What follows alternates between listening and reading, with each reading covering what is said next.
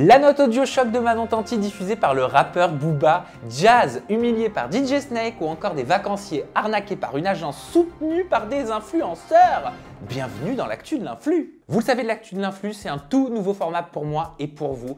Et s'il vous plaît, je vous demande si vous avez envie de le soutenir, si vous l'aimez, et je vois que vous l'aimez dans les commentaires, partagez-le en masse pour aider le format à exploser. Envoyez-le à vos amis, envoyez-le sur vos pages Facebook, sur Twitter, sur Instagram en lien story. N'hésitez pas à me taguer @samzira, je serai super ravi et très content. On commence avec le thème télé-réalité. On va parler de la note audio choc de Manon Tanti qui a été diffusée par le rappeur Booba. Alors ça fait plus de 3 mois maintenant que Booba s'en prend chaque jour aux influenceurs qu'il a d'ailleurs rebaptisés les influvoleurs. Le 14 août dernier, Booba avait déjà tweeté une photo de Manon Marceau, donc à l'époque, qui datait soi-disant d'il y a 10 ans et que pour les gens, dur de croire que c'est la même Manon. La rentrée va être corsée pour les influvoleurs. Et c'est hier soir que le rappeur a dévoilé une note audio donc de la candidate de télé-réalité dans laquelle elle semblerait se disputer avec un homme qu'on a décidé de nommer Pierre. On peut entendre l'influenceuse dire « Non, je suis pas d'accord. Tu ne nous as pas fait gagner 5 millions, Pierre. Avant toi, on gagnait déjà ce qu'on gagnait, on comptait doubler. Effectivement, tu nous as fait plus que tripler. Tu nous as même fait pour certains quadrupler. Effectivement, il y a une grosse somme qui est par rapport à toi, mais pas la totalité. Il faut arrêter d'abuser. On travaille comme des chiens à faire 4 pubs par jour. On prend des followers à faire nos émissions de merde là. Donc au bout d'un moment, non, tu nous as pas rapporté 5 millions. Sois objectif toi aussi. » Ben Jazz en sueur, W9 en PLS, les internautes, eux, n'ont pas attendu pour réagir. On peut notamment lire viens avec moi faire du ménage de 6h à 16h, tu vas vraiment connaître la définition de trimé. 5 millions d'euros, maintenant je comprends pourquoi les couples de télé-réalité restent ensemble malgré qu'ils ne s'aiment plus. Alors pour ma part, j'ai mené mon enquête. Et une source proche du couple Tanti m'a affirmé que celui qu'on appelle Pierre serait un ex-ami de Julien qu'il aurait essayé d'obtenir de l'argent du couple Tanti. Il serait d'ailleurs en procès depuis plusieurs années avec cette même personne. La note vocale daterait d'à peu près 4 ans. Il nous a été rapporté que la note vocale n'a d'ailleurs pas été diffusée dans son intégralité et qu'elle peut donc être sortie de son contexte. De son côté, Manon Tanti, elle, ne s'est pas exprimée sur le sujet. People!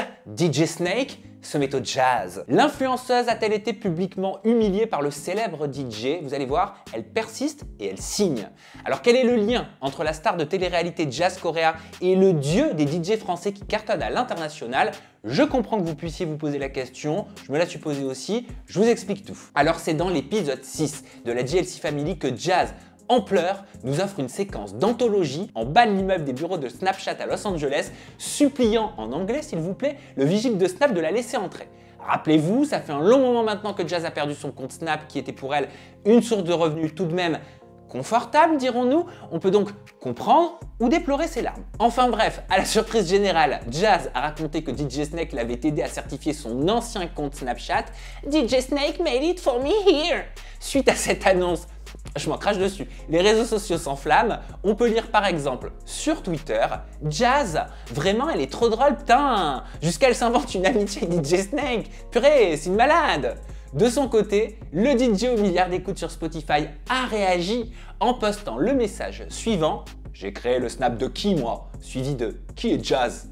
Post qu'il a supprimé par la suite. Jazz rétorque en story sur Instagram. Elle poste donc un certain nombre de captures d'écran qui montrent une conversation en DM qui date de 2020 avec le DJ et s'exprime à l'écrit en disant « Mais pourquoi vouloir m'humilier alors que je t'ai juste toujours remercié car grâce à toi et Nassim, j'avais eu un compte certifié Snap. Pourquoi dire que tu sais pas qui je suis sur Twitter alors que nous avons déjà échangé sur Snap? On ne se connaît pas intimement du tout, juste via les réseaux. Et notre ami en commun Nassim, qui oui t'avait demandé cette faveur pour moi. Je me suis juste toujours montrée reconnaissante que c'était grâce à toi. » Et puis elle a tagué DJ Snake. Moralité de l'histoire, ce qu'on peut dire, c'est qu'il n'y a pas une anguille, mais un serpent sous la roche. On continue avec les people, on va parler de la triste nouvelle, donc de la séparation du footballeur Adil Rami et notre influenceuse Léna. C'est hier que les deux influenceurs en couple depuis février dernier ont annoncé leur séparation. Alors après une idylle de plus de 6 mois qui a été montrée et montrée et montrée sur les réseaux sociaux, de nombreux voyages, des projets, et ben ils se sont tous les deux exprimés sur leurs réseaux sociaux respectifs. Et c'est Adil Rami en premier qui a posté hier midi une photo de lui en écrivant la légende suivante. « Bonjour les amis, je lui souhaite aucun mal, bien au contraire, mais j'ai besoin d'être à fond dans mes objectifs et j'ai surtout besoin de mon énergie pour soutenir ma famille. Je n'épiloguerai pas sur le sujet. J'espère vraiment qu'elle trouvera son chacun. Pour ma part, je sais ce que je veux et ce dont j'ai besoin. Je sais dire stop et ne pas oublier mes objectifs. Bonne continuation à Léna en lui souhaitant ce qu'elle mérite. Un petit peu plus tard, c'est à son tour que Léna s'est exprimée en story en disant « Les amis, je ne souhaite pas m'exprimer plus que ça, mais effectivement, ma relation avec Adil est terminée. Je lui souhaite d'atteindre ses objectifs et la sérénité. Quant à moi, j'avance. Même les meilleurs films ont un générique de fin. » Les anciens tourtereaux n'ont pas l'air donc d'être en guerre. On leur souhaite quand même d'être heureux célibataires. Audience maintenant. Ah bah oui, parce qu'il va falloir se battre encore pour les audiences. En ce début de semaine, c'était le lancement de la nouvelle télé-réalité, la bataille des clans, proposée par la chaîne TFX, avec en star du programme deux célèbres familles, la JLC Family bien sûr, et les Gage. Le concept, simple, chaque clan défend une association et tente de décrocher le titre de meilleur clan de France au travers de différentes épreuves et stratégies. Notons que le candidat de télé-réalité qui se bat maintenant pour une association est nouveau. C'est exactement la même chose d'ailleurs dans les 50. Peut-être que c'est une volonté de redorer l'image du candidat de télé-réalité qui d'habitude se battait pour lui et ses intérêts, mais bon, après tout, c'est pas plus mal, on va pas dire le contraire. Alors, regardons maintenant l'intérêt du public pour ce nouveau format. Lundi, donc jour de lancement, 162 000 téléspectateurs étaient présents pour découvrir les clans qui se rencontrent, qui s'affrontent, qui se vannent et qui se sont déstabilisés. Mardi, il y a un petit peu moins de téléspectateurs au rendez-vous, donc pour assister à la victoire de la JLC Family face aux Gage qui leur a permis de récupérer Belle dans leur clan, ils étaient 126 000. Et mercredi, c'est 196 000 téléspectateurs qui ont assisté à l'embrouille entre Maïsan et Belle au sujet d'Alan. Alors on constate que les audiences sur cette première semaine de lancement sont en dessous de la barre des 200 000 téléspectateurs. Ça reste tout de même de bien meilleurs scores que les audiences respectives donc de la JLC Family, Ensemble, C'est Tout et Carla et Kevin, toutes les deux diffusées sur TFX. Et si on s'amuse à regarder les abonnés respectifs des 4 stars de télé-réalité, donc Jazz, Laurent, Carla et Kevin, ils rassemblent à eux tous quand même 13,2 millions d'abonnés sur Instagram. Moralité, avoir des cas sur Insta ne garantit pas des audiences à la télé. La bataille n'est donc pas encore terminée. Arnaque! Imaginez-vous tomber sur une pépite pour partir en vacances à l'étranger. Seriez-vous prêt à débourser 650 € pour partir 9 jours à Dubaï avec le vol, l'hôtel et le transfert aéroport? Eh bien, 150 personnes se sont fait avoir en achetant des vacances à l'étranger à bas prix à une agence soutenue par de nombreux influenceurs sur Snapchat. Je vous explique tout, c'est maintenant. Parmi les 150 personnes trompées, Farah, mère de famille, elle rêvait de partir avec son mari et ses enfants en Égypte.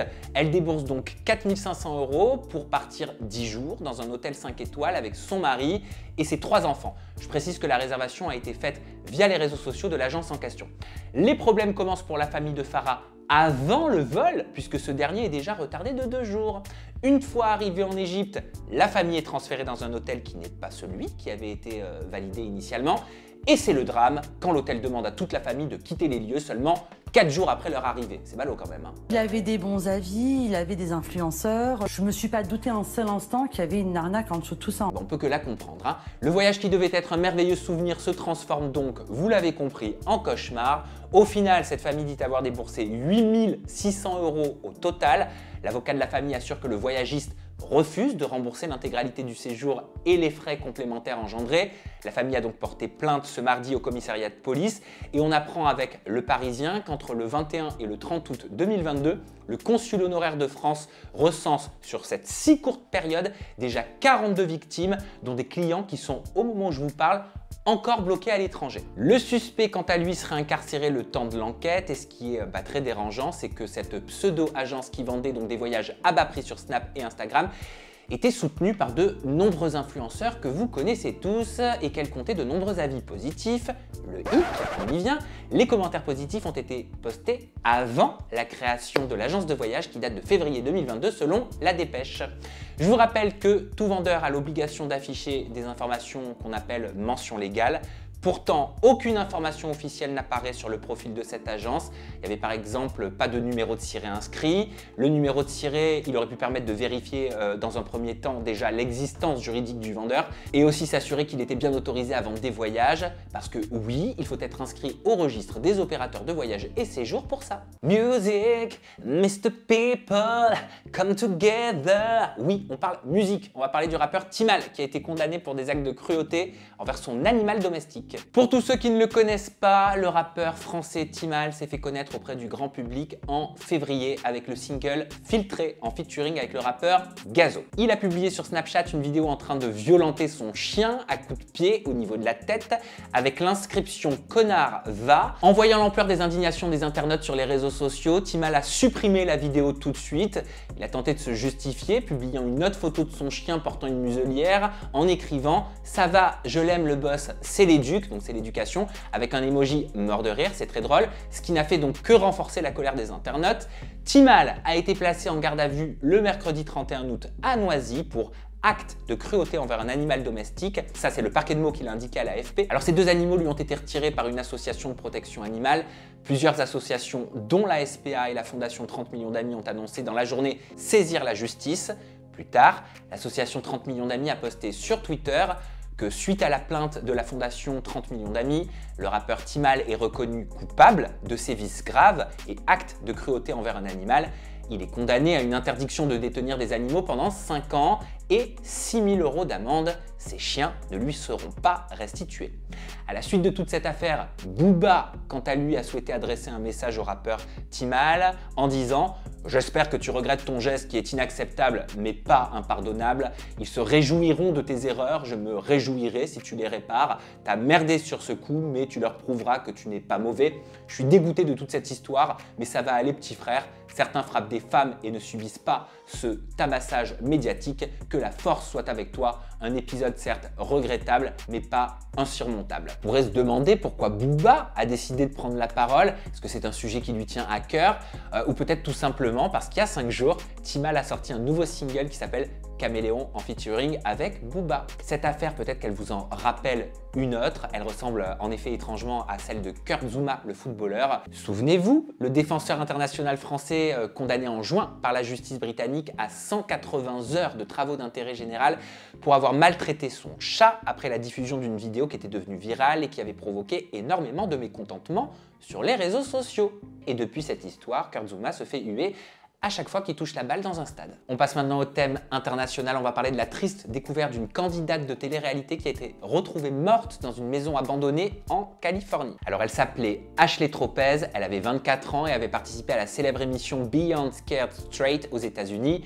Cette télé-réalité américaine qui signifie « ado sous les verrous » consiste à envoyer entre 1 à 3 jours des adolescents en difficulté en prison pour qu'ils apprennent des détenus les réalités de l'incarcération et donc les remettre sur le droit chemin. Ashley Tropez avait participé à cette émission après s'être battue, après avoir eu des problèmes et après avoir vendu de l'herbe.